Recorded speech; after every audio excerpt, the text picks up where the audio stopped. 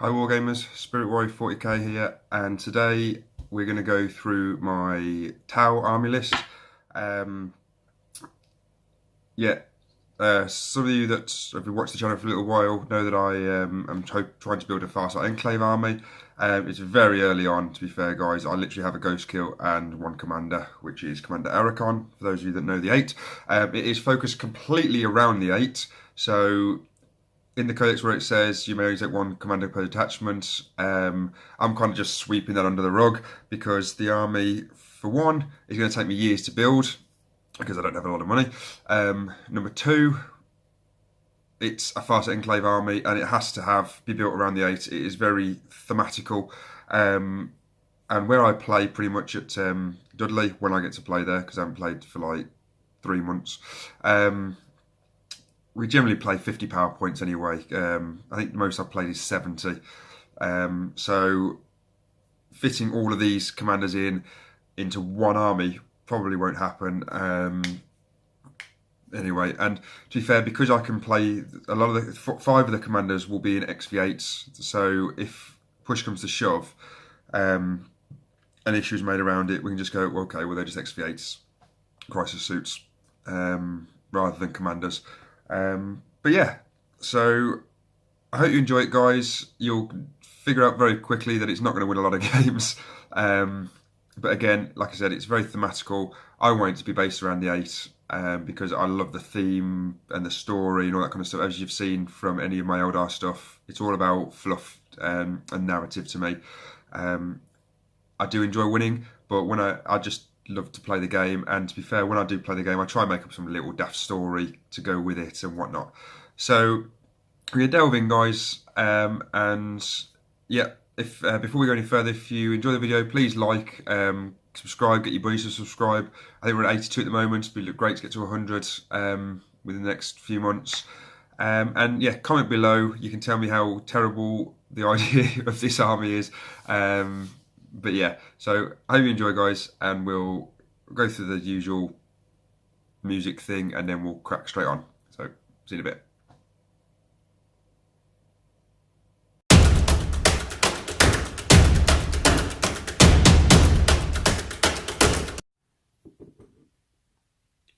Okay, guys, so we're here. We're not live, and we're going through the Tau Codex today. So, like I said, we're just going to run through my list of Farsight Enclave army. Here it is. So yeah, let's just dive into it, to be fair, guys. So obviously we've got plenty of artwork. Let's just put this down. Get past all this. So I'm in the process of reading all of the units. Nice artwork here. Can't really see because of the light. Farsight Enclave, really nice. The light here is terrible. Hang on, guys. I'm just going to move this around a little bit. There we go. You might be able to see as well, but yeah, there we go. Just move some of this stuff. Okay, yeah. So let's move on. Any extra rules in there? No. Okay, so Force of the Tau Empire, except we will be obviously Farsight Enclave. We'll go through warlord traits in due process. Most of the units have drones, and so their special abilities. Let's try and get this for the greater good, which means that when firing Overwatch, any unit that has been charged. Any unit that is within 6 inches of that unit gets to fire Overwatch as well. Once they've done so, they cannot then fire Overwatch again at another target. And also Master of War. So once you're battled at the beginning of your turn, a single commander from your army may declare Cayune or Montcar. Cayune until the end of your turn, you can reroll failed hits for friendly Sept units within 6 inches of the commander, but these cannot move for any reason. And Montcar, friendly Sept units within 6 inches of the commander can both advance and shoot if they hadn't moved this turn. To be fair, because I'm taking Farsight, I can use this twice pretty much. But I'm thinking if I bring down a lot of my commanders and battle suits and stuff within that 9 inches, I'm pretty much going to want to blow stuff out of the water, so something like Cayenne might be good to use quite quickly. Okay, so how am I going to do this? Right, so the armies consists of 3 detachments. We've got a battalion detachment, a supreme command detachment, and a vanguard detachment. I'm pretty much going to go through it detachment-wise, because I think that will be a bit easier. Even though my list is not in order. But yeah, okay, so the first detachment is obviously a battalion, and the reason I did this is because there's a lot of extra things which the 8 have that are like the subsystem relic type stuff.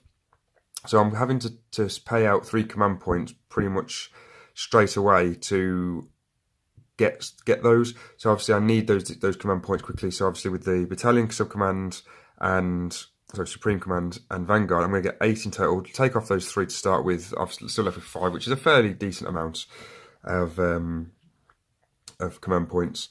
Bear in mind, guys, I have tried to do the 8 as close to what they would take and subsystems and all that kind of stuff as possible. So I've pretty much based it on the 6th edition codex, which I think they had on their own. So hence why you'll notice that it's not the most competitive list, and why I've had to take certain things and whatnot. So yeah, I'm just going to, because we're going to need to go to subsystems, let's put that there. No, let's not put that one there. Let's put my daughter's boat in there so we can get to it quickly. Okay, so we're going to go for the battalion detachment first, which consists of, first of all, 2 HQs. The first HQ is going to be, over here, is Commander in XV85 Enforced Battle Suits. So this is Commander Arachon. He's the guy that, while Farsight was off meditating on his lonesome in the desert somewhere, was kind of looking after the Enclave. And yeah, he's one of the models I've painted up, which is one of the only 2 models I've painted up. So look back at some of the old stuff below, wherever they're linked, and you can have a look. So for a Commander XV Enforcer Battle Suit, so 8-inch move, 3 for weapon skills, 2 for ballistic skills, 5 strength and toughness, 6 wounds, which is really nice, 4 attacks, which is good, but we're not going to use it really, are we? Leadership 9 and a 3-up save. Perfect, does the Greater Good and the Master of War, and then there's Man Strike, which pretty much is your deep strike in the thing, yeah. So the Commander in XVA, single model requires, with equipped with a burst cannon and missile pod, it may accompanied by up to 2 tactical drones. It's power 7. Yeah, the model may replace its burst cannons and missile pod for 2 items from the ranged weapons and or support systems list, and this model may take 2 additional items from the ranged and support items list.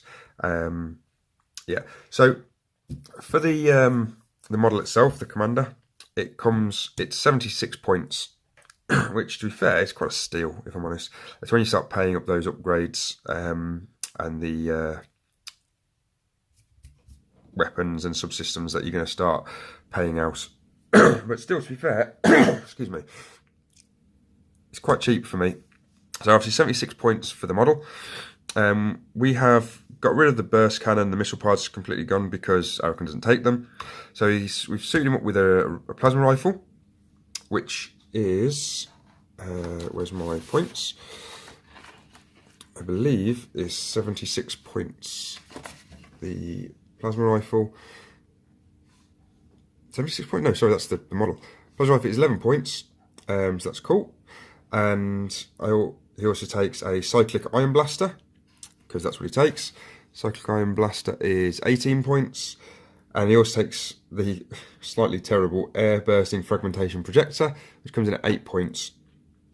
So that's cool. Takes in 2 drones, 2 gun drones, which come at 12 points a pop, so 24 there. And he also takes the counter defense system, which is counter defense system. A model equipped with counter defense system rerolls fails hit wounds when firing Overwatch. So yeah, that's alright. And how much is that? Where are we? Counter defense system is 10 points. So yeah, Where's all the weapons and stuff? So in a total, it comes to 142 points, which for a commander for that stat line, I think is quite good, if I'm honest. Yeah. But as well, guys, just so you know, in terms of the commanders, they're all painted as best as I can fathom from the codex. I've also looked at other artwork and whatnot, and sort of seen where from different angles to see what's going on. But yeah, Archon looks pretty cool, to be fair. Like I said, take a look in the link. Okay, so what did we say he had?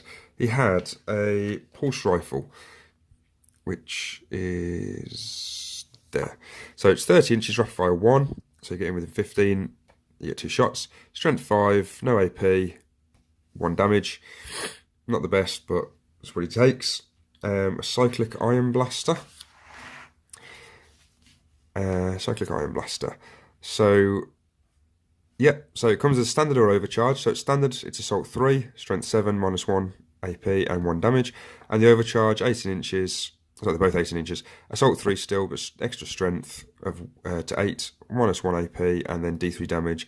If you roll if you roll 1 or more hit rolls of 1, the bearer suffers a mortal wound after all the weapons shots have been.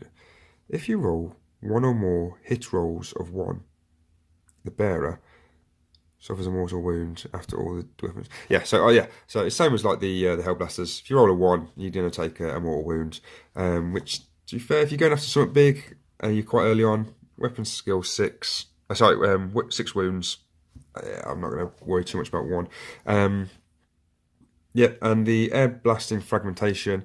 It's assault D6. So let's roll them 1s. 18 inches, strength 4, which is terrible, no AP, and 1. The weapon this type, they can shoot at things that you can't see, to be fair, if they're behind cover and whatnot. So Arakon's weapon-wise, it's pretty awful, but yeah. To be fair, the idea, if I'm honest, with Arakon is he's not going to Manta Strike. He's going to be with this battalion, sort of within the gun line, picking up any buffs that he might get or he might give out. He doesn't, to be fair, if I'm honest. But yeah, so he's not going to be one of those that goes off fighting in the Manta Strike and whatnot. Okay, so that's Arakon. His second in command. Where are we? Which one is it? Is it Brightsword? No, no. Okay, is Commander Bravestorm. So Commander Bravestorm. Commander Bravestorm is goes out in an XV8. So then that brings us down to this one. So this is something that I think they've added. So it's a commander in an XV8 crisis battle suit. So originally I was worried that I was going to have to take crisis battle suits as the shoddy version. Where is it? Not shoddy, but this version where they've got like 2 wounds and the ballistic skills 4+ and all that. I didn't want to do that, to be fair. I mean, originally I was going to buy like 5 of these to replace them, but I didn't in the end. So anyway, what we went for Brightsword was, and all the other commanders that aren't other suits are in this, but we'll go through them individually. So Commander Brightsword, XV8 O2 Crisis Iridium suit. So we'll get onto what the Iridium suit is in a minute. So the Commander XV8 battle suit is 8-inch move, 3 up weapon skill, 2 up ballistic skill, 5 strength, 5 toughness, 5 wounds. Sorry, so you're losing 1 wound from the actual commander, 4 attacks to save, 9 leadership, and a 3 up save. So pretty much the same stat line as the commander, and he's 4 points cheaper.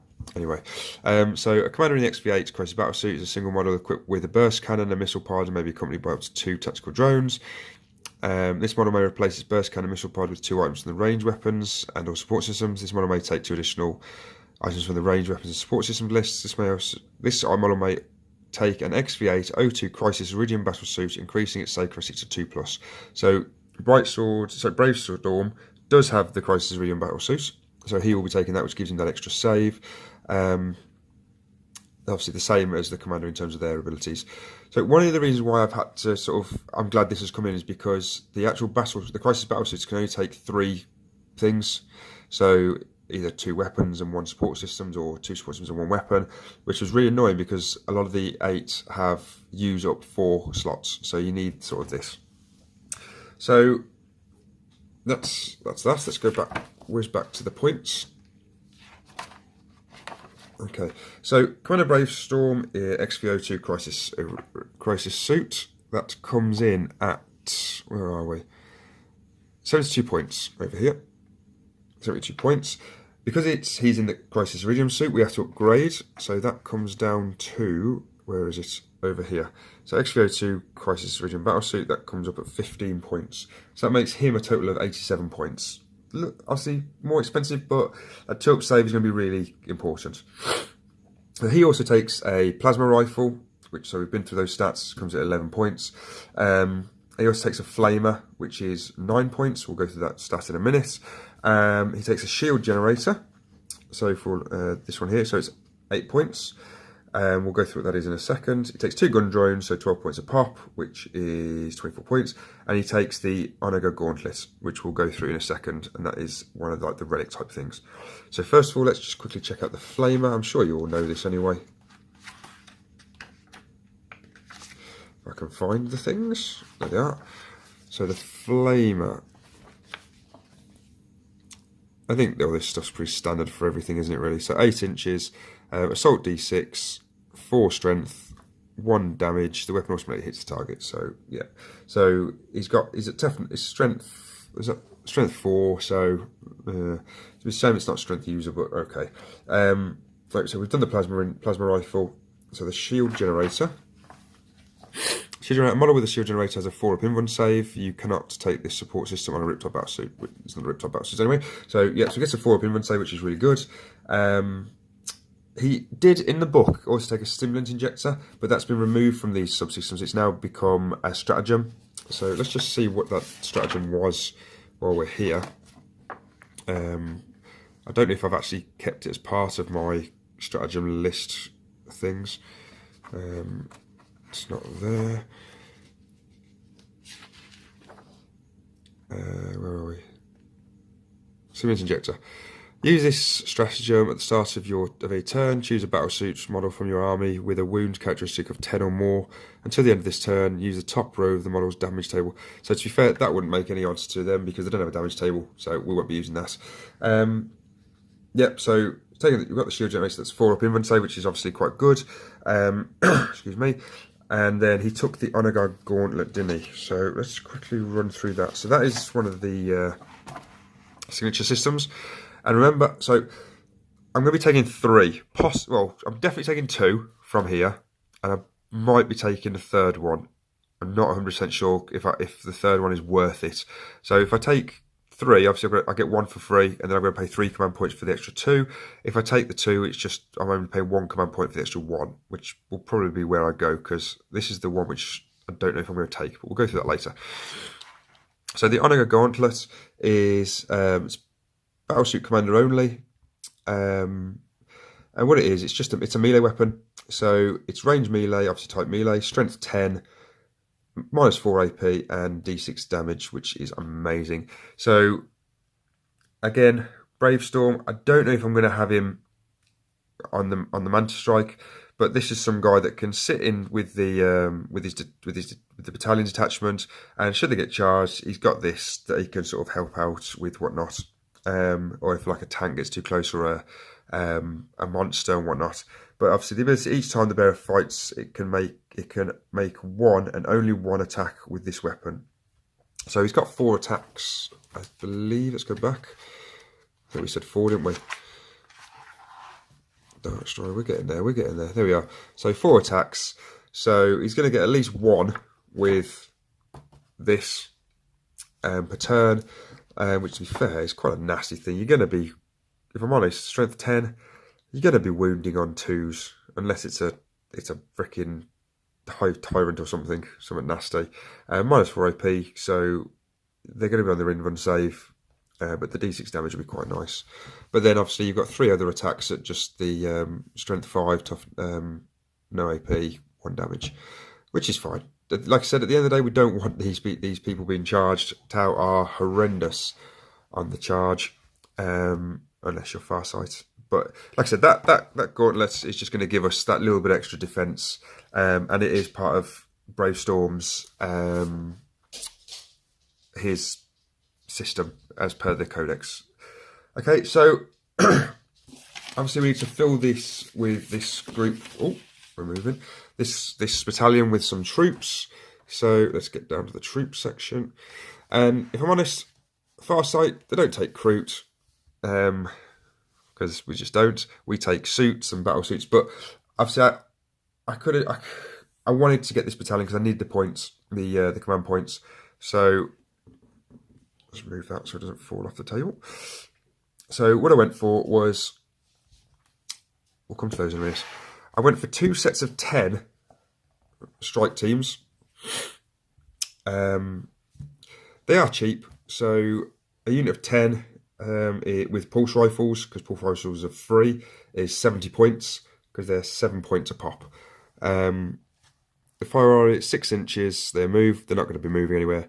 5 weapon skills, so 5 up weapon skill, 4 up ballistic skills, so you got half chances of getting them. Strength is 3, toughness 3, that's terrible. Wounds 1, attack 1, leadership 6, and 4 up save. These are literally just to blow anything away that comes anywhere near them. And also, if anything gets, remember that for the greater good, if a single unit gets within a certain range of these guys, you've got 2 units of these. We're going to go into these in a minute, but yeah, you've got plenty of firepower firing at whatever comes near me.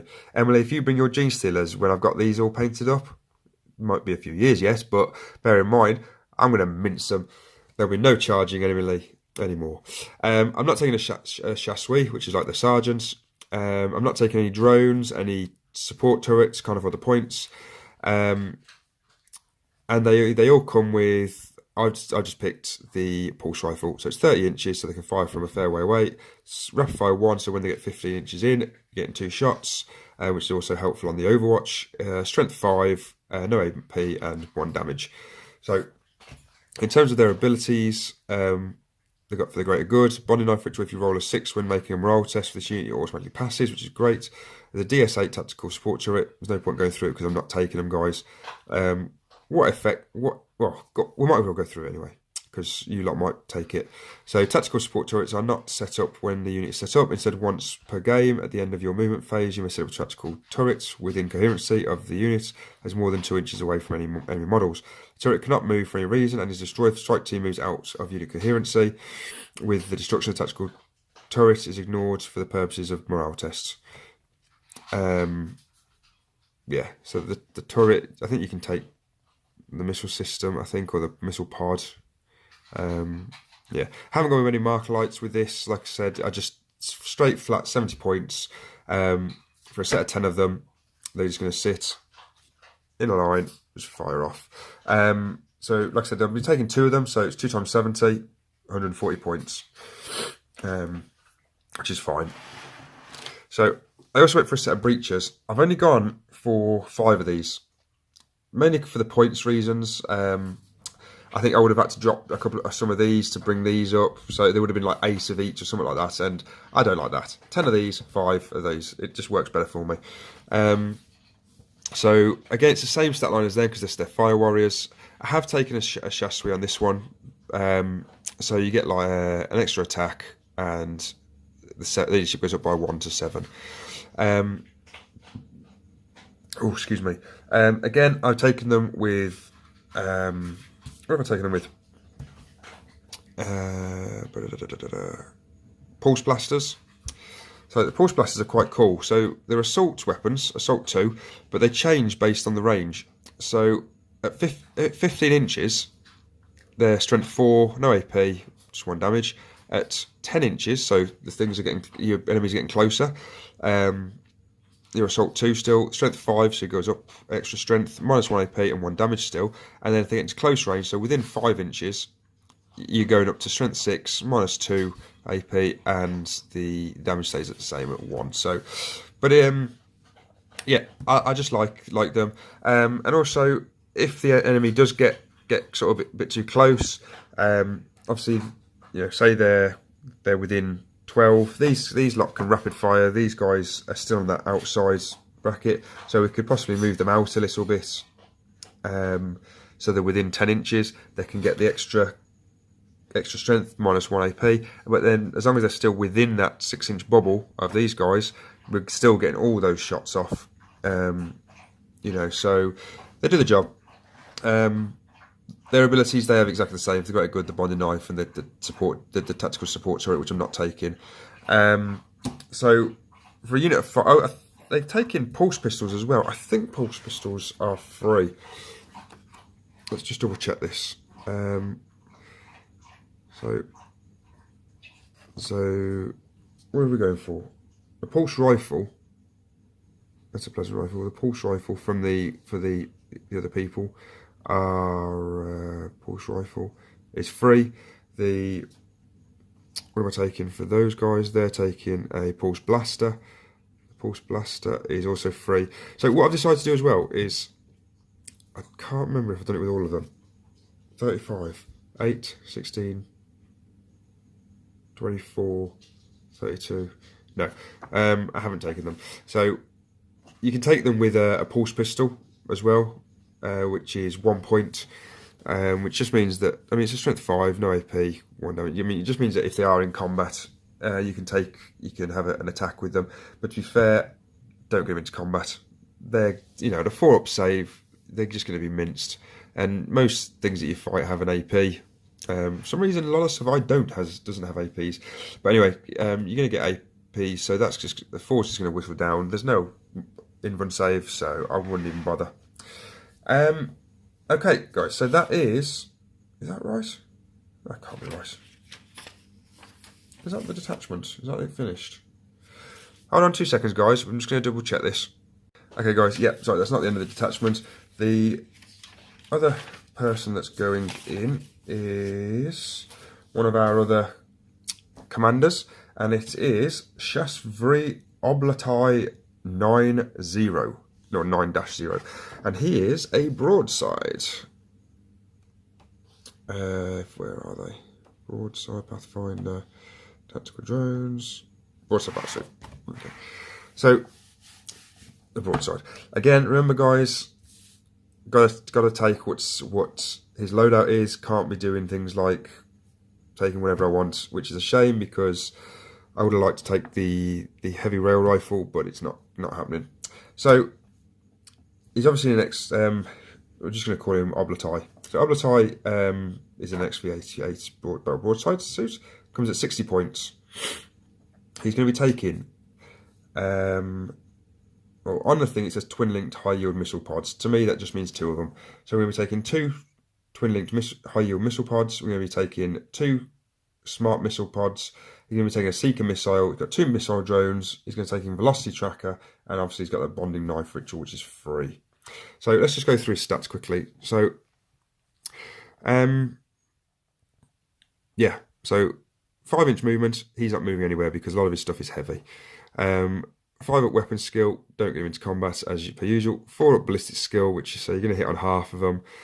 5 strength, 5 toughness, 6 wounds, which is good. 2 attacks if need be. 7 leadership, and it's a 2-up save. That's good. Okay, so this unit contains 1 broadside. Oh, it's 7 power points as well, guys. May take an additional 2 broadsides for plus 14 power points. A broadside Shasvri may take the place of a broadside Shasvray,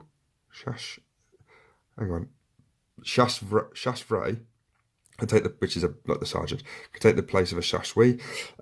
Each model equipped with a heavy rail rifle and 2 smart missile systems, and may either be accompanied by 2 missile drones, each equipped with missile pods. You thought that would be obvious, or up to 2 tactical drones. Okay, so yeah, so we're going to be taking the. Let's just do points first, guys. Get the points bits out of the way. So we'll be taking 2 high-yield missile pods. So high-yield missile pods come at 25 points a pop. So 50 points for those. 2 smart missiles. which comes down to here, smart missile system, which is 15 each. So 30 points for those. We're taking a seeker missile, which is 5 points. And we were taking velocity tracker. Velocity tracker is 2 points. So that's quite good. Let's just double check what velocity tracker is while we're here. If I can find it. Yeah, velocity tracker. So add 1 to hit rolls for a model with a velocity tracker when it shoots at a unit that can fly. We're good against things like winged hive tyrants, jet bikes, yeah, load of Eldar stuff. Be quite cool. All right, so let's look at the stats for the weapon. So high missile pod, so it's 36 inches. It's quite, it's half the board pretty much. Heavy 4, like we said, the broadside is not going to be moving. He's going to be stuck right in the middle of that gun line, surrounded by the breachers and the strike team. Commander Arakan's going to be there as well. Did we say Bravestorm? Yeah, Bravestorm's going to be there as well. So yeah, it's going to be a nice tight-knit bubble. Especially when, if anything comes to charge us, we can just rinse them with everything we've got. But anyway, so it's heavy 4, so you're getting 4 shots. Strength 7, -1 AP, D3 damage. So if you get them through, that's gonna be quite good with the D3 if you roll a few 5s or 6s. The smart missile system, was there anything else? No, the smart missile system. So again, heavy 4, so you're getting, because we've got 2 of each of these, so you're getting 4, 8, you're getting 16 shots just of missiles. Their strength 5, so they're not as good. There's no AP on them, and they're just 1 damage. This weapon can be fired at units that are not visible, so it can, yeah, the missiles go, yeah, some sound effects for you there. So it's got 4 of those, and then it's got the seeker missile, 72 inches. It's heavy 1, 8 strength, -2 AP, D6 damage. This is where the crux comes in. Each seeker missile can only be used once per battle. Marvelous. This weapon can only hit on a roll of 6, regardless of the modding file's ballistic skill and any modifiers. That's where it sucks. So yeah, you're not going to be hitting really. You're going to hit it once in every 6 games if you go by the statistics. The likelihood of it, really, not the best. But he takes 1, so, they never know. Yeah, so those are the stats for his weapons. I think it's going to be quite good. That the high missile pod will be quite good, set with strength 7, the -1, and the D3. The smart missile, 5s. But again, remember, you can fire at different targets. You can fire that there and whatnot. So, yeah. This will be quite good. In terms of the abilities of him, he just has that bonding rifle, so he passes morale, but there's only 1 of him, so it doesn't really matter, and the great are good. Yeah, I just think, just so we're aware, guys, I'm just going to go through it and see if there's difference. Forgot, because obviously these people do have drones, so there's nothing on that one, nothing on that one. So I don't know if drone savior protocols is available on them. Let's double check. Accompanying drones. May tell data sheets used allow you to accompany by drones, such as unless stated otherwise, all war gear options only apply to the units that is being accompanied by drones and does not not the drone themselves. After deployment, the drones are... Okay, so you got this thing called savior protocols, which is not on these commanders, funnily enough. So I'm guessing they don't have it, unless they take the support system possibly to link with it. Anyway, so drones. So the missile drones that are with him, you got for the greater good, so they can obviously fire those Overwatch as well. Drone support. When a unit is set up on the battlefield, any accompanying drones that's set up with the unit coherency with it. From that point onwards, the drones are treated as separate. The way I'm going to play, I'm probably going to keep the drones with the people that they're linked to. Commanders maybe not now, because the safety protocols doesn't work with them because there's no ability for it. But anyway, safety protocols. If a SEPT infantry or SEPT battlesuit unit is within 3 inches of a friendly SEPT drone, unit is wounded by an enemy attack, roll a d6 on a 2+, you can allocate the wounds to the drone unit instead of the target unit. If you do, the drone unit suffers a mortal wound instead of a normal damage. This is good, guys, and you're all aware because you probably watched all the videos, and I'm sort of well behind the times. So you get I don't know, a monster or something that has a D6 damage. Las cannon has a D6 damage. Goes after your broadside, hits it, wounds it. And we've failed the save.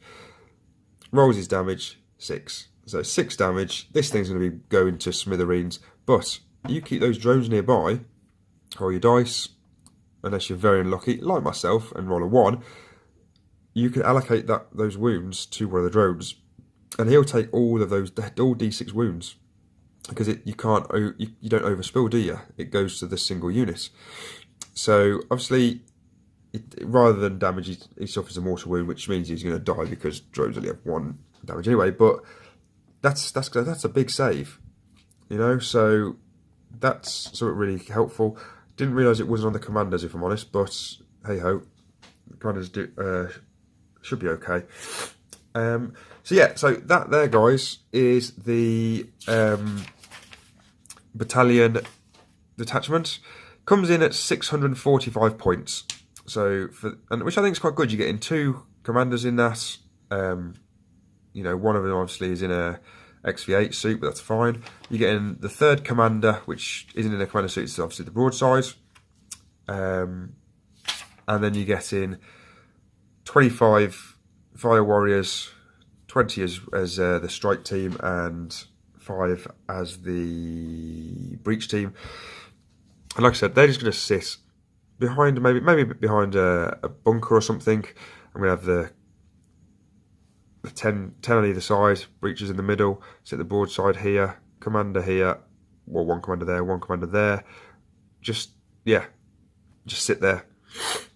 If there's any objectives close by, we can obviously maybe see if that breach team maybe can just sort of pop out to go get it, and whatnot. But the plan for them really is just to sit stationary and then just blast anything that comes anywhere near us. There's a lot of shots there, to be fair, and that's it for the battalion. So what I'm going to do now, guys, is I'm going to take a quick pause because I need to blow my nose, and then we're just going to go on to the Supreme Command Detachment, which will consist of 3 of the 8 in their own little detachment. Okay, 2 seconds, guys. Okay, guys. The next detachment is, like I said, a Supreme Command Detachment, and it is literally just filled up with 3 of these. So I'll quickly run through the stats again for you, save you going back. So you got an 8-inch movement, excuse me, 3+ weapon skill, 2+ ballistic skill, 5 strength, 5 toughness, 5 wounds, 4 attacks, 9 leadership, and 3 up save. None of these will be upgrading to the Iridium suit. They'll be changing. It comes with a burst cannon missile pod. We're going to be changing all that, and they will be going into Mantis Strike out the way. So let's go through them. What I'm going to do, guys, we're going to go through them in terms of the weapons, and we'll go through points as well, rather than sit on that other page. Right. So our first guy is Commander Brightsword.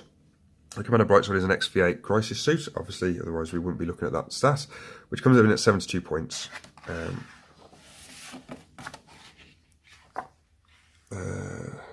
Commander, 72 points over there. So he will be this is where he's actually a decent commander for our Farsight Enclave 8, because he was smart enough to load himself out with 2 fusion blasters. So those of you that don't know, fusion blasters are pretty much the daddy of weapons for the Tau.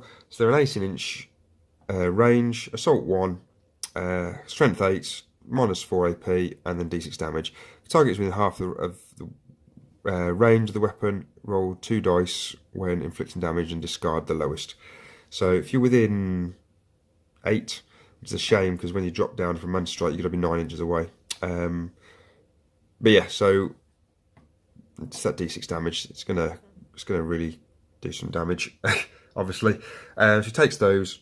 He also takes advanced targeting system, which, to be fair, I don't really see the point for him because the advanced targeting system, a model equipped with the advanced targeting system increases the AP characteristic of all its weapons by 1. So this already has -4, you know. So unless something's saving on a 2, you know. But to be fair, anything that's got a 2-up save is going to be a character or whatever, and they're going to have an in-run save. So it's a pointless thing, but it's on there because that's what it takes. And that's 12 points, I think, guys. Let's double check. Advanced target system on all of the models, 12. Yeah, so it went up a little bit in points, but yeah. He also takes a shield drone, which is 10 points, I believe. Shield drone is 10 points. I wonder, does it tell us? Where does it tell us about the drones? Let's have a look. Because shield drone does something slightly different. Let's see if we can... Sure, there's a section on drones. There we are. Shield drone, shield drone, shield drone. Shield drones have a 4-up in-run save. In addition, roll a d6 each time a drone with this ability loses a wound, or a 5+ that drone does not lose a wound. So that'd be quite good in terms of save your protocols, but that thing doesn't have save your protocols. But if they're tactical drones, see, it says here the drones actually come with save your protocols. So maybe they do. They must do then, because they come down within that unit coherency. But then obviously they're counted as individual models, aren't they? But as an individual model, it has save your protocols. So yeah, drone support after coming in such as use days. Okay, threat identification protocols in the shooting phase. Gun drones can only target the nearest model. That's fine. Stable platform drone, marker drones, we're not taking there, or we will be taking marker drones later, but we'll go to that. So shield generator. Shield drones have a 4-up in-run save. In addition, roll a d6. So if they do the save your protocols for Bright Sword, he's had a las cannon take a hit, and then the shield drone runs in, or flies in front of the las cannon shot, takes the direct hit. That's a mortal wound, which should technically kill it, but it says here, on a d6, each time a drone in this bit loses a wound, on a 5-up, that drone does not lose a wound. So, but that doesn't specify whether it's a normal wound or a mortal wound. I reckon, to be fair, I reckon that would say a wound or a mortal wound. So I'm taking that the shield generator, on the 5-up, it wouldn't save a mortal wound, but it doesn't say. So if you have any ideas, guys, you just comment below on that, because that's a bit. My general rule of thumb is if it doesn't say it, then it's not a rule. So it doesn't say mortal wound; it says a wound. So to me, that's saying, yeah. But yeah, have a comment below, guys, and let me know what you think on that. But anyway, so it takes. Bright Sword takes a shield drone. He also takes fusion blades, which are awesome. So the fusion blades is the other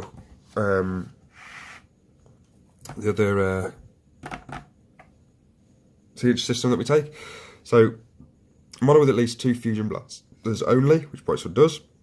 The fusion blades replace 2 of the model's fusion blasters and have the following profile. So at range, they're 18, assault 2, so you get an extra shot per one. Strength 8, -4 AP, d6 damage, so that's the same, but you get an extra shot, so you're getting 4 shots, yeah, rather than just the 2. But then we've got the melee as well, so it's melee, range and type. Strength 8, -4 AP, d6 damage. That's amazing. So abilities ranged. If the target is within half the unit, roll 2 dice and inflict the damage that discard the lowest. That's standard. And then abilities for the melee. Each time the bearer fights, it can make 2 and only 2 attacks with this weapon. So each fight, so each turn. So he has 4 attacks. So you're going to be getting 2 of these. That's enough for me. That's still quite good. You know, you're going to be whoosh, whoosh. Lots of sound effects today, guys. You're very lucky. So yeah, so that's really, I think that's amazing, to be fair. That and the Honor Guard Gauntlet, I think, are 2 of the better ones. Yeah, and that's obviously free, but yeah, pay command points and whatnot. And that's Bright Sword, guys. So he comes in at 136 points total. Yeah, so we'll move on to Shavastos. Yep, Commander Shavastos. So he, again, is in the XV8 Crisis Battle Suit, which is 72 points. He comes with a plasma rifle and a flamer. We've been through those before, guys. So 11 points for the plasma rifle, 9 points for the flamer. He has a shield generator, which I think, did we go through the shield generator? I believe we did, but I'll have a quick go over again. So the shield generator, yeah, has a 4-up invuln save, so that's good for him. And it comes with two gun drones, 12 points pop, so 24 points total. What we just read then, they've got to target the closest model for them, which is fine. Let's just quickly go over their stats in terms of their shooting. So they come with a pulse carbine, which is 18 inches, assault 2, so you get 2 shots each, 5 strength, that's alright, no AP and 1 damage. So yeah, you got 2 of those, you're going to get a couple extra shots off. You know, shove them against some Marines, toughness 4, you're going to be wounding on 3s, so that's alright. few extra shots, can't complain there, can you? So Shavastos comes with the Pure Tide Engram Neurochip, which is the 3rd signature system, right, which is this one. So I personally don't know if this is much good.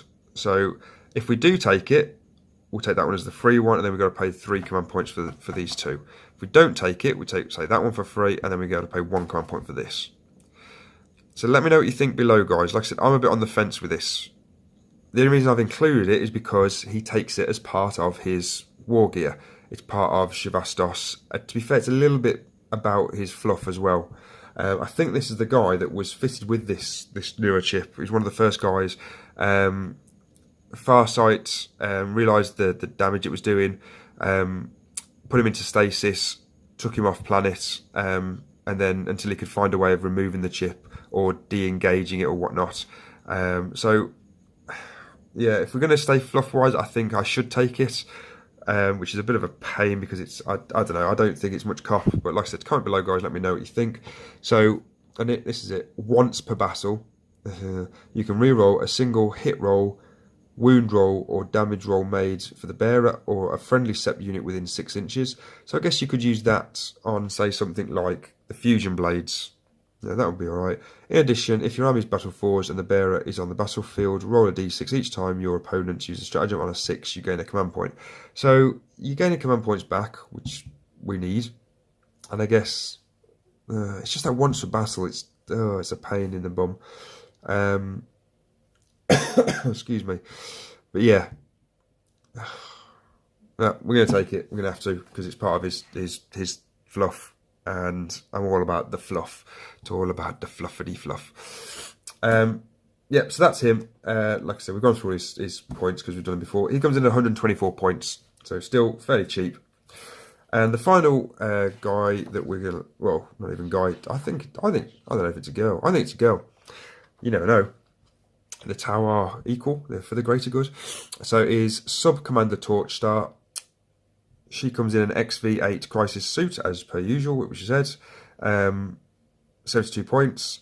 She takes 2 flamers, so 18 points because they're 9 a pop. She has 2 marker drones.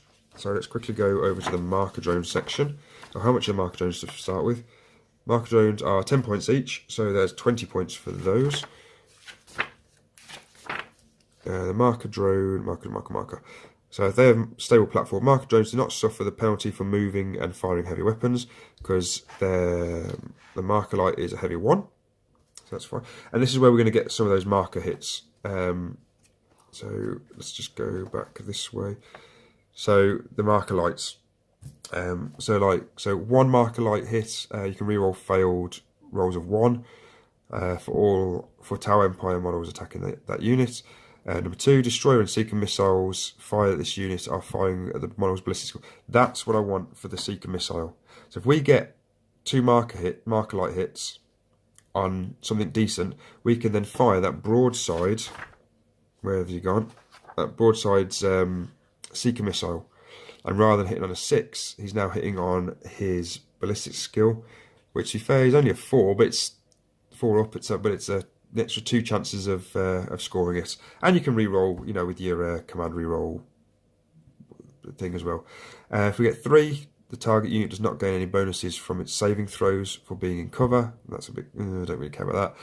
4 tower and point models attacking this unit do not suffer penalty for moving and firing heavy weapons or advancing and firing assault weapons. That's alright. And then 5 or more. I don't think we've got 5 in the thing, to be fair. But add 1 to hit rolls for tower and point models attacking this unit. That'd be alright. Anyway, but yeah, she's got 2 of those drone markers.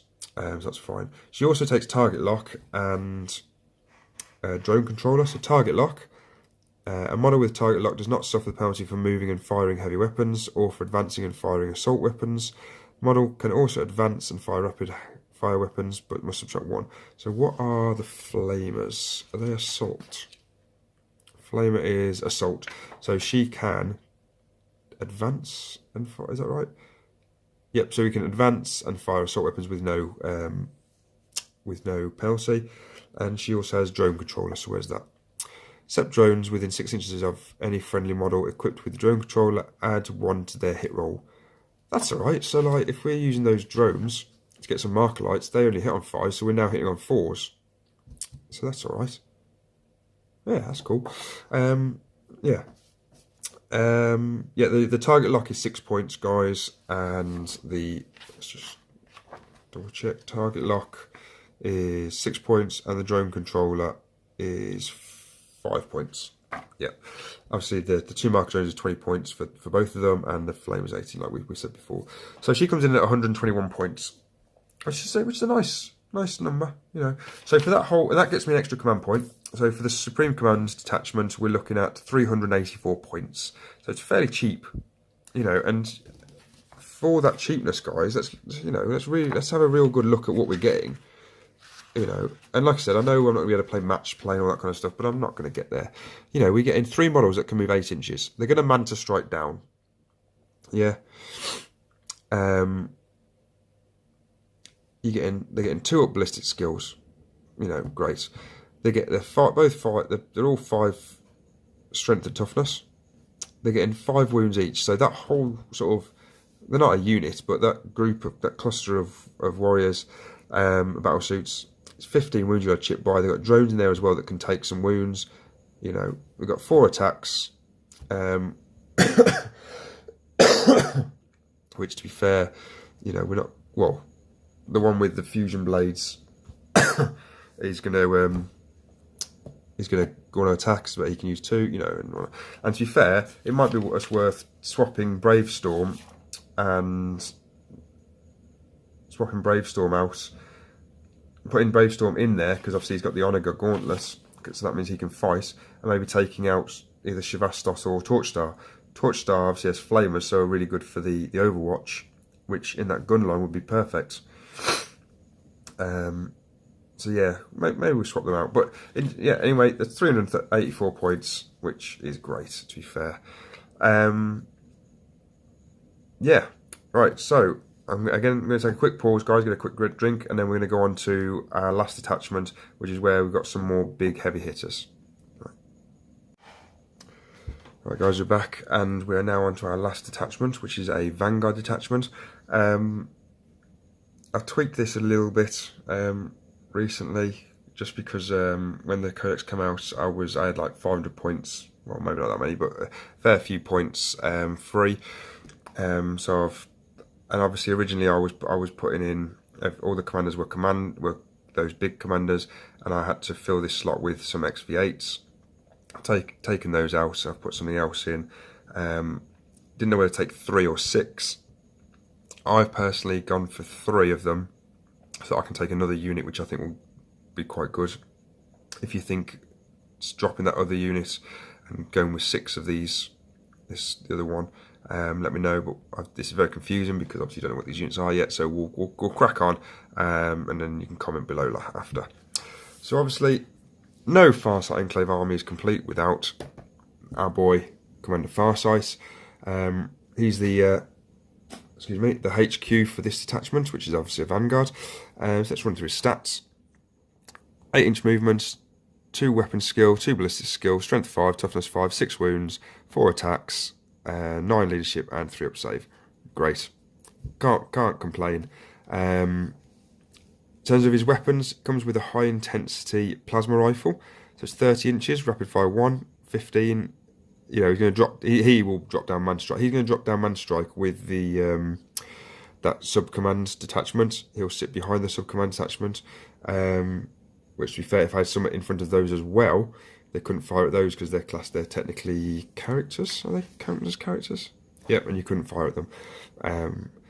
Yeah. Oh, bear in mind, guys, all these commanders, these guys, the XV8s and the Enforcer battlesuit, they all have the fly keyword. So if they do get charged in combat, they can come out and they can still fire and charge again. So that's really good. But yeah. So anyway, so he gets rapid fire 1. But when he drops down in man strike, he's going to be within 9 inches, hopefully.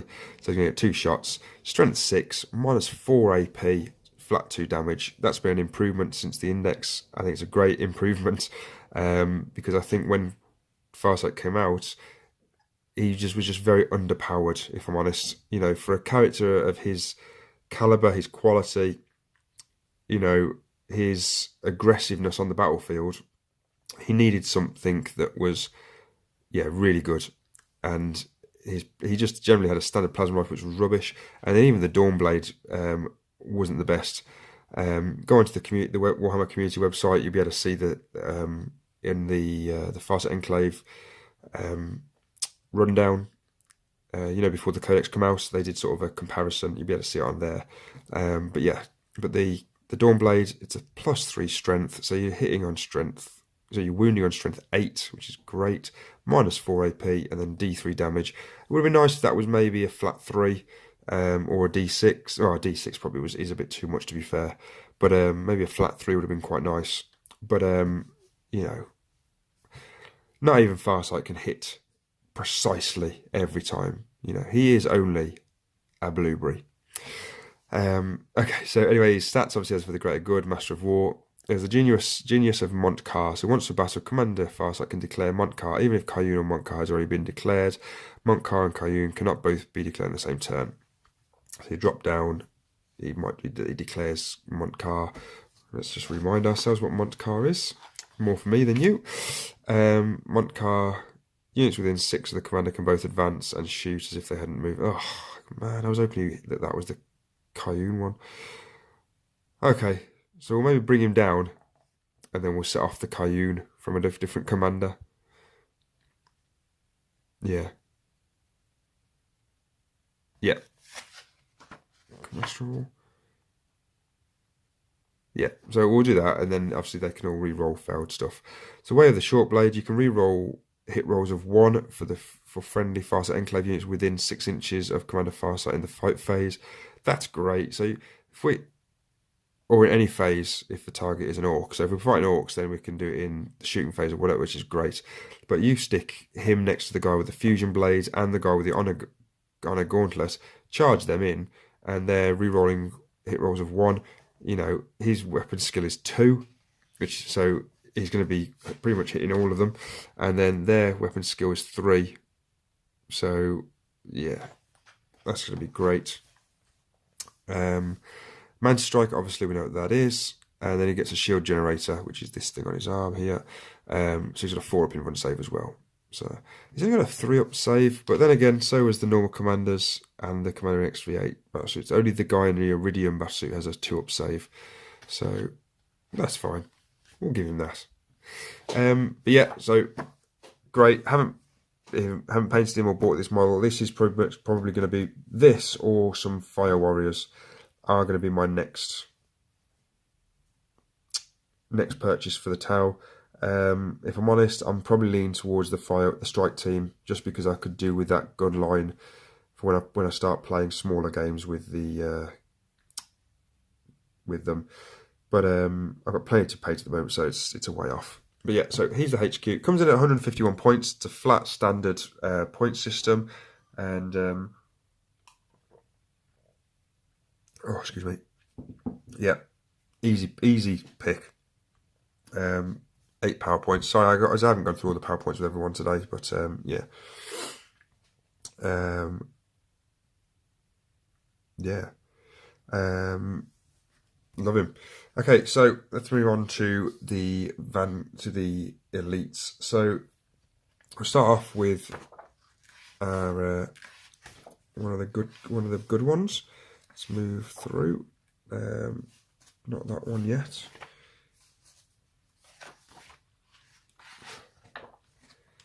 Where is he? Where has he gone? There he is. The Riptide. So this commander is called Honor Shasve Ovesa. He is a Riptide. From what I remember, I might have got him mixed up with another guy. This isn't an actual human being. It is a like a data chip that's made up of loads of other people. I could be completely wrong here, guys, if I'm honest. But yeah, so we'll go through him. Let's go through his stats first. Or let's go through what he's meant to have. So obviously it's the Riptide. He has early warning override. He has an ionic, that's a support system. He has the ion accelerator. He has a twin-linked fusion blaster. It's just 2 fusion blasters, guys.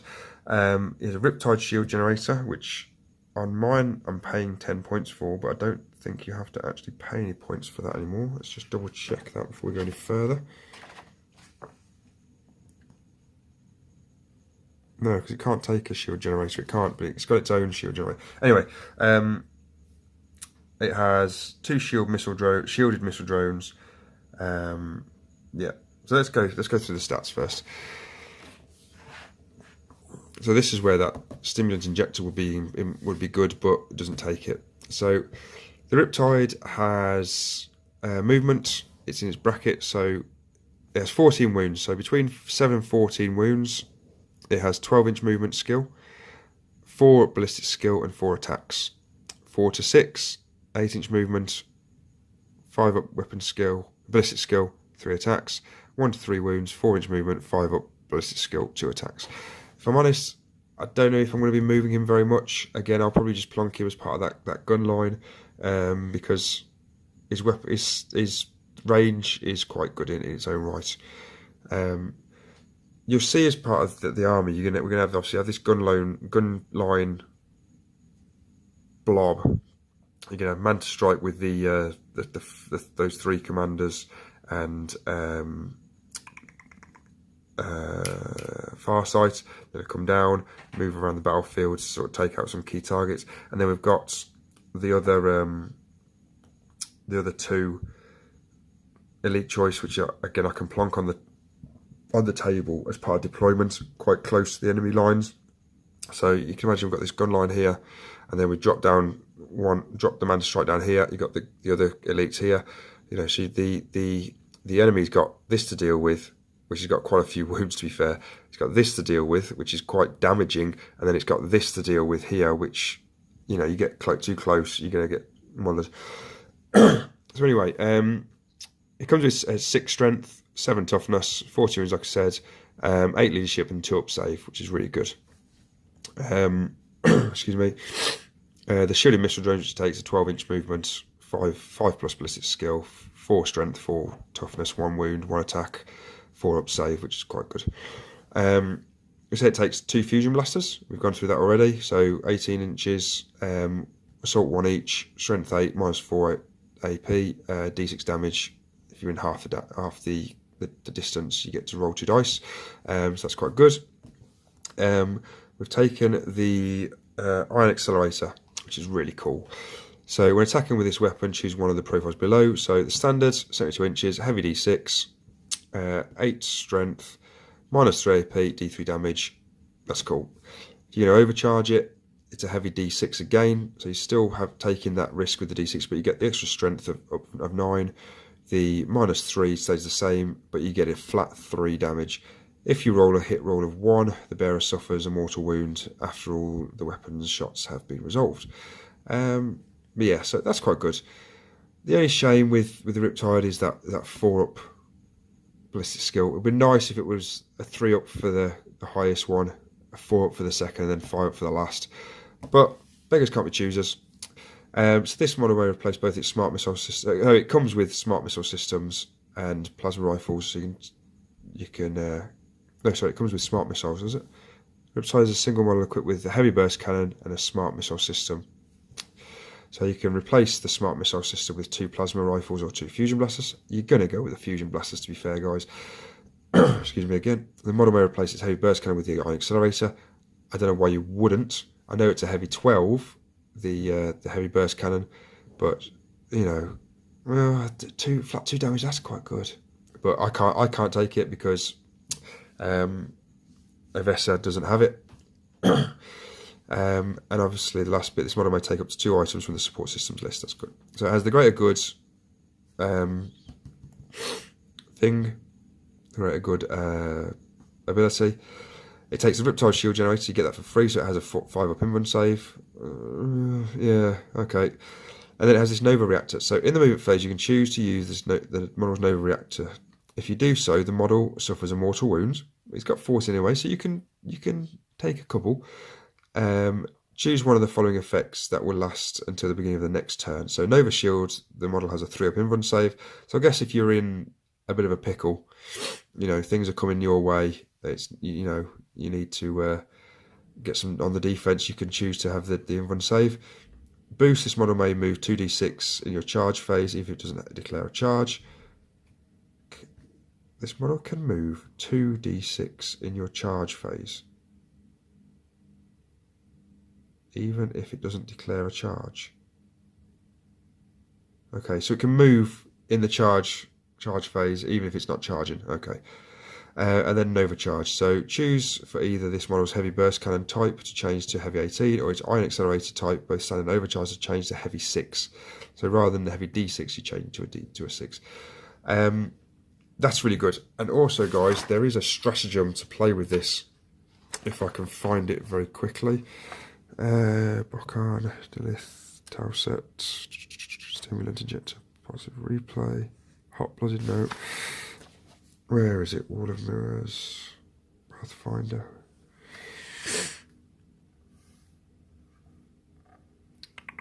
Two seconds, guys. I am finding it. Where are we? Hunting ground. Vehicle. Set. You watch, not gonna be able to find the thing.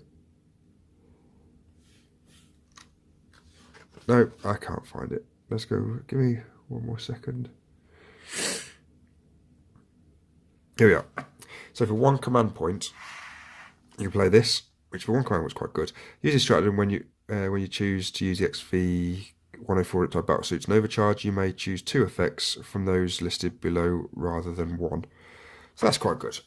So obviously, what you could do is, if something nasty is coming your way,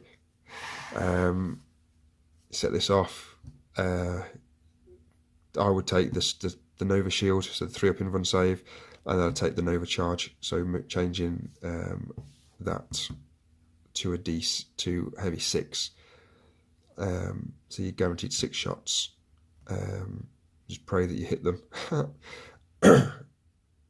You get some marker lights as well, because if Torch Star's there, maybe get some marker lights on there. That might work. I don't know, but yeah, so that would be quite cool.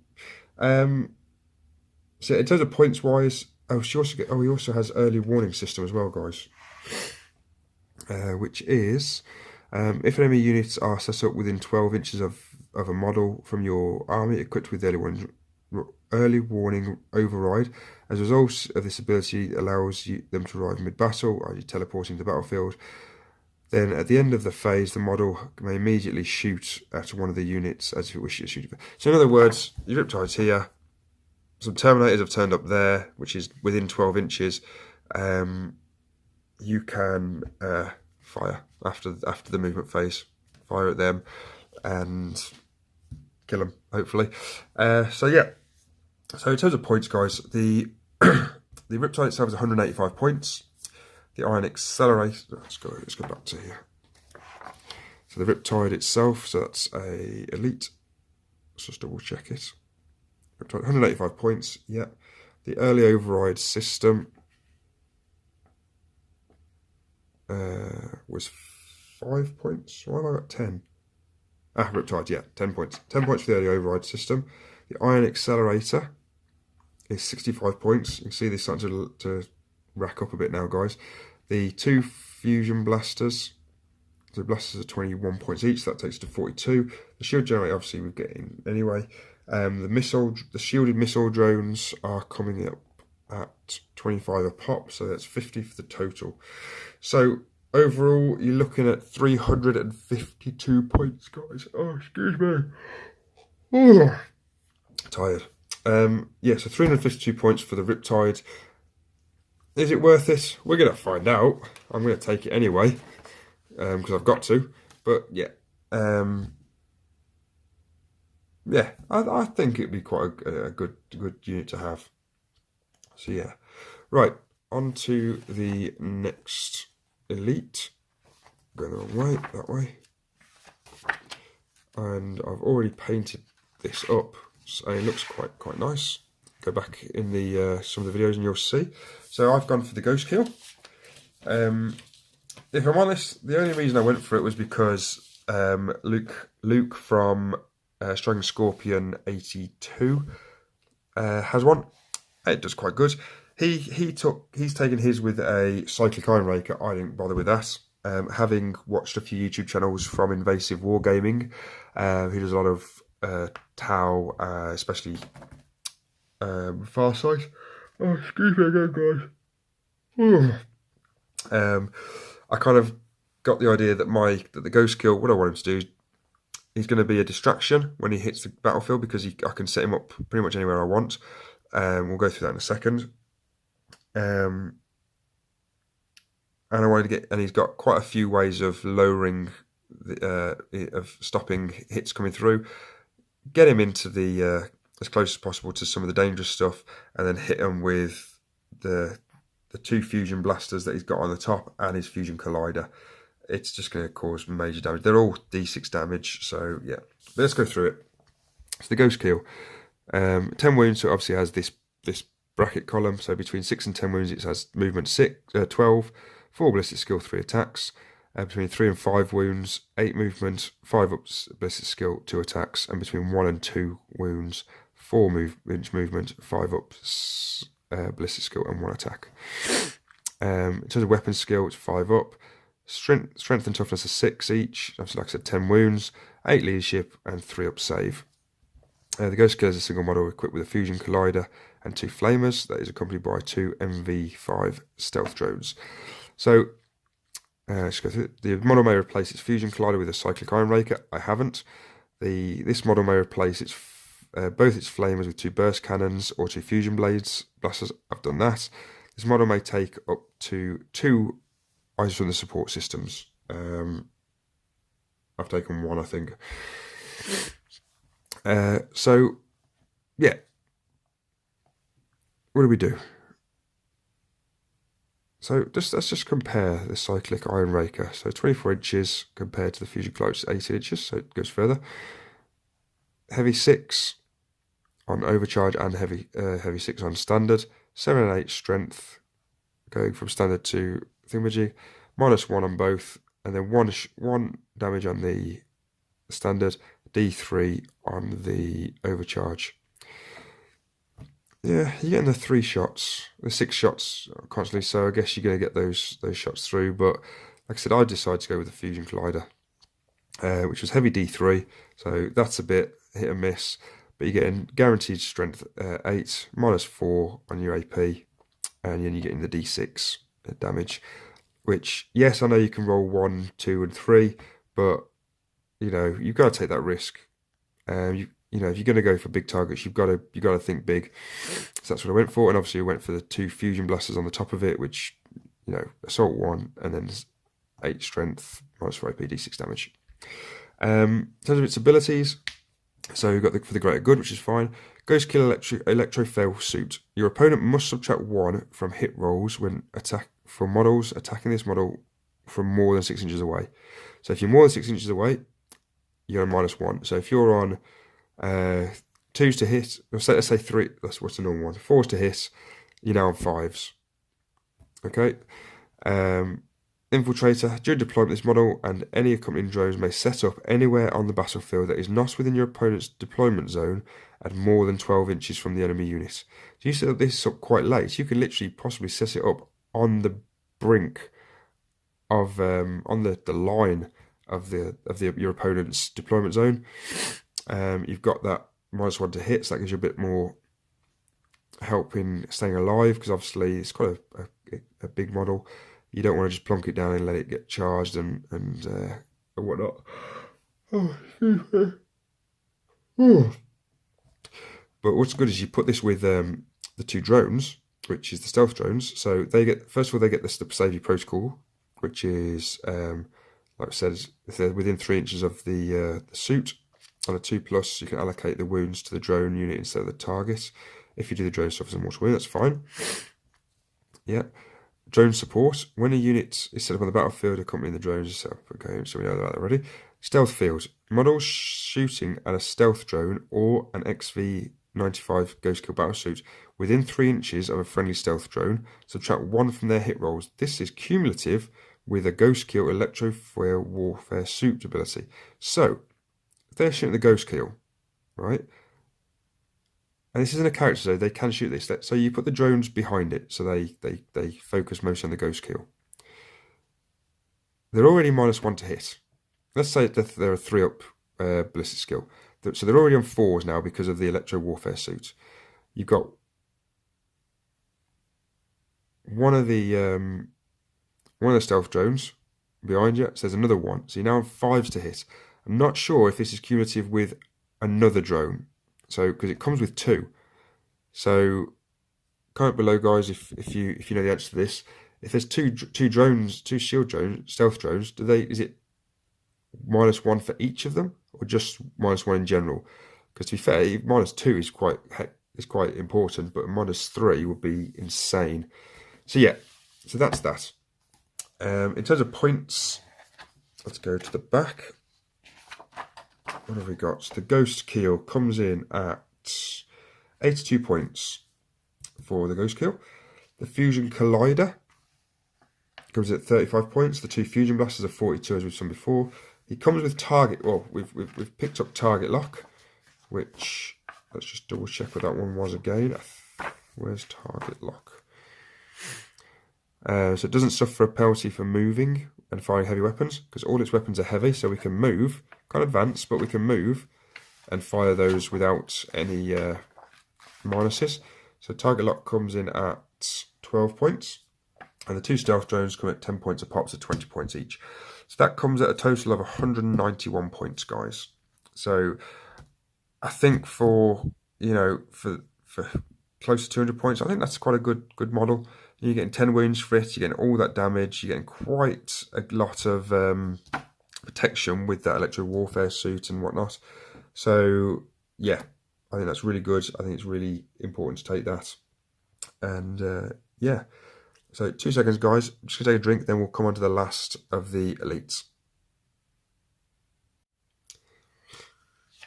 All right, guys, so we're just on to our last elite unit now, and I went with stealth battle suits. Wasn't going to use these. Not a big fan, but I've been swayed slightly. I got 6 of these with the box I got, the Battlefield box. I was going to paint them up and use them as objective markers, if I'm honest, like downed suits. But I've decided to use them. Now, I'm definitely going with 3. The question is, do I take 2 units of 3 or a unit of 6 and drop the unit we're going to come on to next? So just keep these in mind when we go through the next unit. All right, we've definitely taken 3. So yeah, so we're going to take, if we just take the 3, we're going to take the 2 and a 2 Chassis and the Chassis. So the Chassis, well, they're both 8 inches. They're both 5+ ballistic skill. Weapon skill. Both 4-up ballistic skill. They both get 4 strength, 4 toughness, 2 wounds. The Chassis has 2 attacks. The Chassis has 3 attacks. Chassis has 7 leadership. Chassis has 8 leadership, and they both have 3-up saves. And this unit contains 3 Chassis. It can include up to 3 additional stealth Chassis. A stealth chasseur can take the place of one stealth chasseur. I'm saying chasseur a lot. Each model is equipped with a burst cannon. This unit may be accompanied by up to 2 tactical drones. We're not taking drones. Okay. Any model may take a single item from the support systems list. Not taking any support systems. One model may replace its burst cannon with a fusion blaster. If the unit number is 6 models, one additional model may do this. So with 3, we can swap out the burst cannon for a fusion blaster. The chasseur may take a marker light and target lock. We are taking that. The unit may take a homing beacon. I don't have the points for a homing beacon if I take the other unit, which we'll go on to in a bit. So anyway, let's go through it.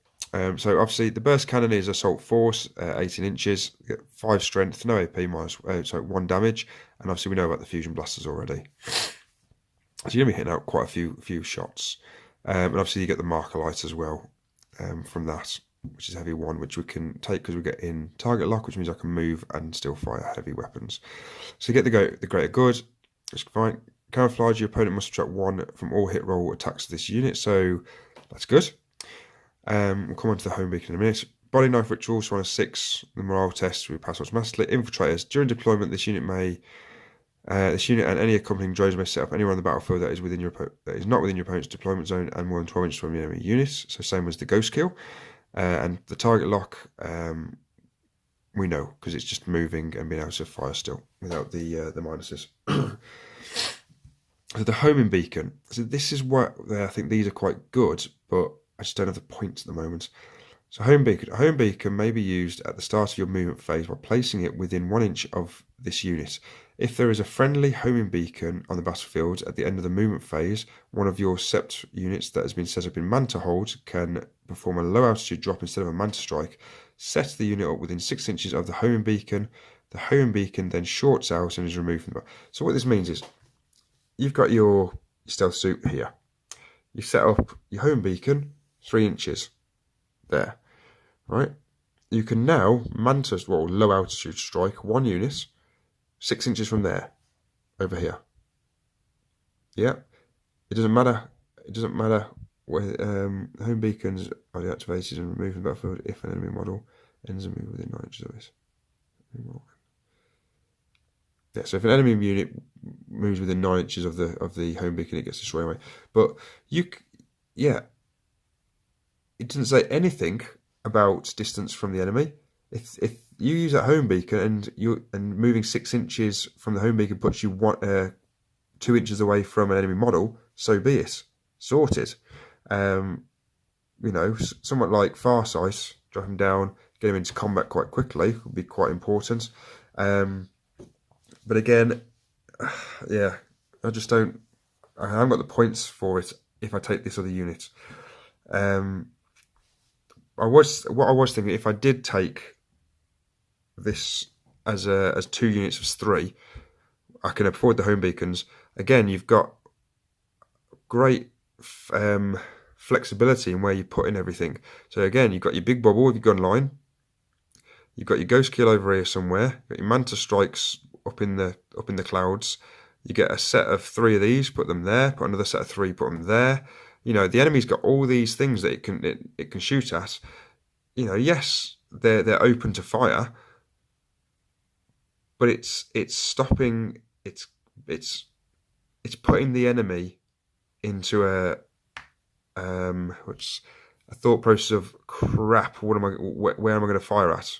Because I've got that there that can bring Manta Strike down. I've got that there that can bring Manta Strike down. I've got that there that's a ghost kill that's got tons of weapons. I've got this gun line I've got to deal with. I can't get close to that because so you've got all this firepower, all this stuff going on everywhere. And you play it right, it's great. And also, guys, I think it's a stratagem. Let's see if we can find this stratagem as well to go with those stealth suits, which I think is really good. Yeah, this one here. Use a stratagem at the start of your movement phase. Pick a stealth battle suit from your army that is within 6 inches of the ghost kill from your army.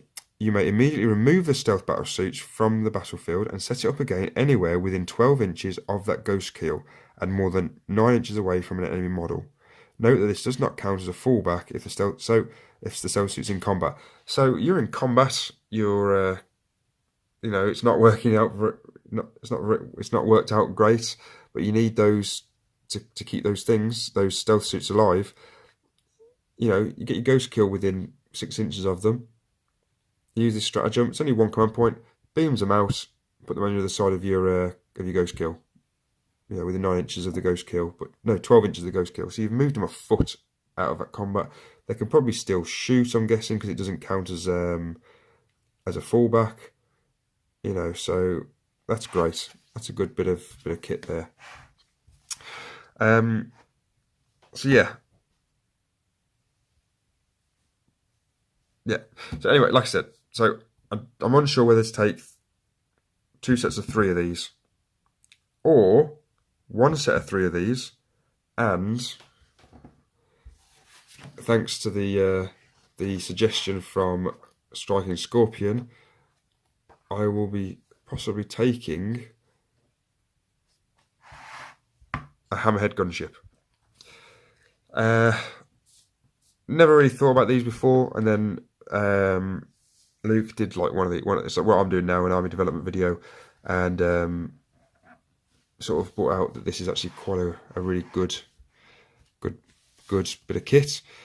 So Hammerhead gunship movement, obviously it's 13 wounds, so 7 to 13 wounds moves 12, ballistic skill 3 attacks, between 4 and 6 wounds, 6-inch movement, +4 ballistic skill, D3 attacks, and then between 1 and 3 wounds, 3-inch movement, 5 up ballistic skill, and 1 attack. Don't worry about the attacks, to be fair. It's strength 6, toughness 7, 13 wounds, like we said, 8 leadership, 3 up save. So the Hammerhead gunship model is equipped with a railgun. It is equipped with 2 MV1 gun drones, each equipped with 2 pulse carbines.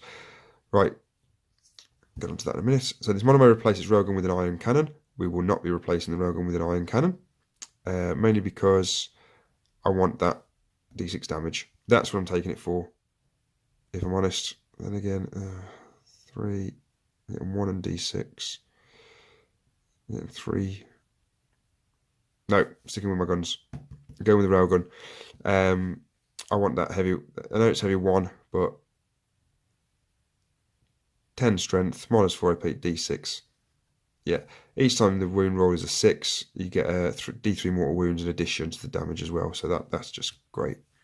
That's for the solid shot. The submunitions one, it's a heavy D6, 6-inch, 6 strength, -1 AP, and then 1 damage. So that's quite good as well. The model may take up to 2 Seeker missiles. I'm not taking Seeker missiles. Instead of being accompanied by 2 MV1 gun drones, this model may take 2 burst cannons or 2 smart missile systems. I am going to be taking the 2 smart missile systems. Mainly because it's the same. You get the same pretty much stat line as the burst cannon. You're getting that extra distance, and also it can fire at things that aren't visible. So that's what I went for.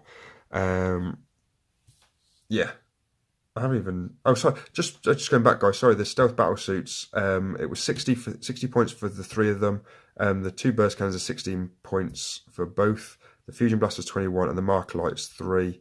And I think target lock you have to pay for something like that. So it comes at 106 points for those 3 stealth battle suits. So if we did take 6 of them, or 2 units of 3, it would be 212 points. Yeah, so that's that. What am I doing there? Okay. Yeah, so if we go on to the abilities of the hammer ship, so the attached drones, when this model, we're not going to take drones, so I'm not really going into that. Hover tank, instead of measuring distance from the model's base, measure from its hull, that's normal, and it obviously explodes. So yeah, that's that. If I did take drones, obviously it's just on about that when they're docked with it, they're counted as part of the model, but they can detach and come back in as well. Yeah, I just think, that can sort of shoot around the board a little bit, the battlefield, fire off those that railgun. It's 72 inches, which is pretty much the whole board. I just think, yeah, I think it's worth taking. let's just work out its points then. So where are we? Not there, not there. Where am I going? So the hammerhead, it's down here, comes at 100 points for the gunship. And we will be taking the railgun, which is it just called railgun? Yep. Railgun comes in at 38 points. And the 2 smart missile systems coming at 15, so that's 30 for those. And that is it. So it comes in at 168 points. Is that correct? So 100 for the actual thing. 100, 130. The railgun, 130. 168, yeah. 168 points for that, guys. So that would take the Vanguard to 986 points. Bringing the grand total to 1,997 points. Hence why I can't take the home beacon, because it's 20 points. That's it, guys. Yeah, as you can see, it's not going to be the most. One of the reasons why I built in the hammerhead is for more damage. If I'm honest, you know, I know the stealth suit can, you know, if we take another unit of 3, we get the extra fusion blaster, so you get that D6 anyway. But you know, it's not that many wounds, and you know, and if we think about it, guys, we use that. You talk about that home beacon. I don't have a unit of crisis battle suits, so where 3 are going to come down. It's all my commanders and XV8 suits are all individuals. So using the home beacon, we can only bring down 1 unit, I think. So I don't see it as that effective. I'm just using obviously 1 unit of the 3. One, because I've got the models, but also because I think it will just, if we put it on the other side of the board, it will just bring a bit more. What's the word? Chaoticness. Chaoticness? Yeah, I'm going to use that word. To the battlefield. You know, you've got things popping down all over the place and whatnot. So I just think it'll work better. But yeah, let me know what you think, guys. Should we take 6 of those stealth suits or stick with the hammerhead? How competitive do you think this army is going to be? Do you think, as I do, it's going to be destroyed very, very quickly? Obviously, I know that I can't go to match play and all that kind of stuff, but I don't tend to play that kind of stuff. I just play for fun. And like I said, we can always swap those commanders into XV8, just normal XV8 suits if need be, into a unit of them, because there's 3 of them. It's going to be other things like, you know, commanders and whatnot that I can't take. But we'll see. We'll see how it goes. But yeah, that was the army development, guys. I hope you enjoyed this. There won't be any more for a while because I don't have any more codexes. So we've done the Eldar, we've done the Tau. My 3rd army, the Dark Angels, I don't have that codex, but I may buy it eventually. Yeah. So yeah. So like I said, I hope you enjoy the video. Comment and comment below on what you think. Please subscribe if you enjoyed it, and hit the notifications button so you get on my upcoming videos. There will be a painting tutorial coming out soon. I am stuck on white, so I'm on coat 3 of probably 20 million for my Dire Avengers doing their helmets. Yeah, you know how it is painting white. So I'm on that side of it now. So I'm hoping to get some of that done maybe today or tomorrow. I'm at work all day this afternoon and all day tomorrow. I'm on 2 sleeps, so I might take my paint. I might take my paint and do some at night to see how I feel. Probably won't, because I'm going to be absolutely shattered. Yeah, and might do a unit Tactica soon. Now I've got this codex, we can obviously include some Tau Tactica in that. And yeah, so hope you, like I said again, hope you enjoyed the video. Please subscribe and comment below, and we will catch you next time. Booyah.